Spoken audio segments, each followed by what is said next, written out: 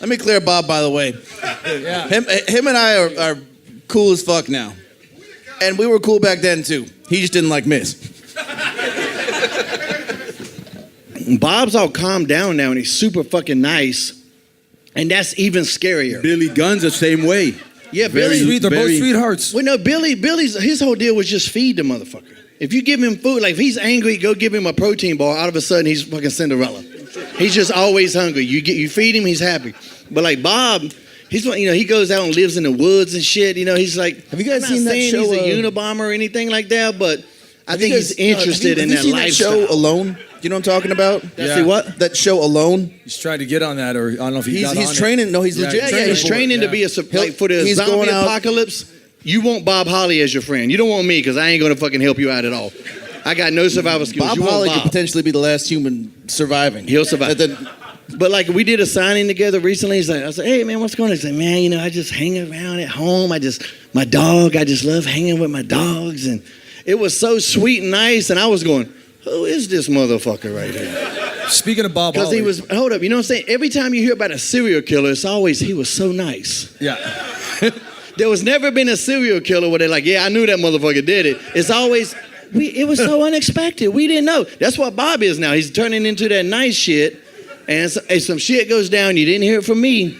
I'm just saying, the herd senses are tingling. Yo, you know who's the WCW equivalent of Bob Holly?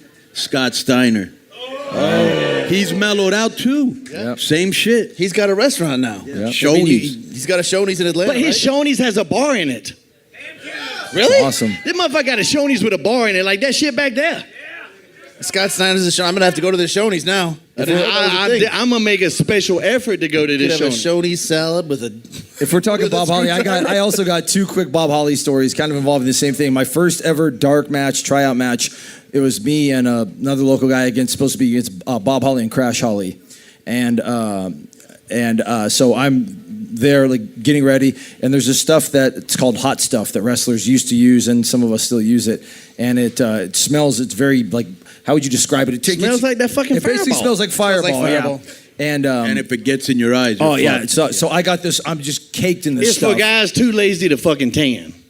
That's basically what it is. I don't want to tan. Old school physique. So I'm gonna rub this shit on me and be hot. And so I had that covered. I was just covered with it. And this one, don't you still wear it? Oh fuck yeah, I do. Lean as fuck. He's the leanest motherfucker in the locker room. Looks like $1,000,000 pesos, like a golden. And he's still putting his fucking hot stuff. You can always be darker, brother. You can always be darker. It brings the blood to your skin. Can I tell everybody my Tan Boy Hall of Fame? I'll finish the story, then we'll do the Tan Boy Hall of Fame. So anyways, I'm covered in this stuff, and I'm terrified that I'm wrestling Bob Holly because I'm literally a lamb getting led to the slaughter, and I'm going to get beaten to death. So, he's just warming up, and all of a sudden he goes, who the fuck's wearing hot stuff? Who the fuck's wearing that hot stuff? And I kind of like slowly back up, and I literally sprint to the locker room, and I basically take a shower and come back out. So then we're waiting, and we're just waiting there in gorilla position, and Bob Holly's like has the bands, and he's doing his curls, and I'm there, and I'm like, I'm gonna make conversation with this guy because at the time I liked his ring music because he had like this. The ring music was generic, but had a real heavy riff. Yeah. So it was like, that's when he's hardcore Holly, right? It's hardcore Holly. Yeah. And so it's kind of awkward. And he's just warming up with his bands, and I go over and like, hey, I sounded like the kid from The Simpsons at the time. I'm like, I like your ring music, and he just stops and he goes, do you? And I just go, yeah, it's real heavy. And he just keeps working out. And I'm just like, and the guy I was tagging with, he's like, you fucking mark. It's like, why'd you say that? I'm like, I was trying to make conversation with the guy. I'm trying not to get murdered here. Forgive me. Needless to say, we had the match, and I got beaten to death. But same thing. Bob is. Last time I saw him, we were over in the UK, and he's a sweetheart and a good dude. And same with Billy and all that. Now let's go to the. Wait a minute, real quick. Mine's real short. I escaped all that heat because of the Bagwell situation when I cracked this fucking head open. Like all the tough guys in WWE just loved me.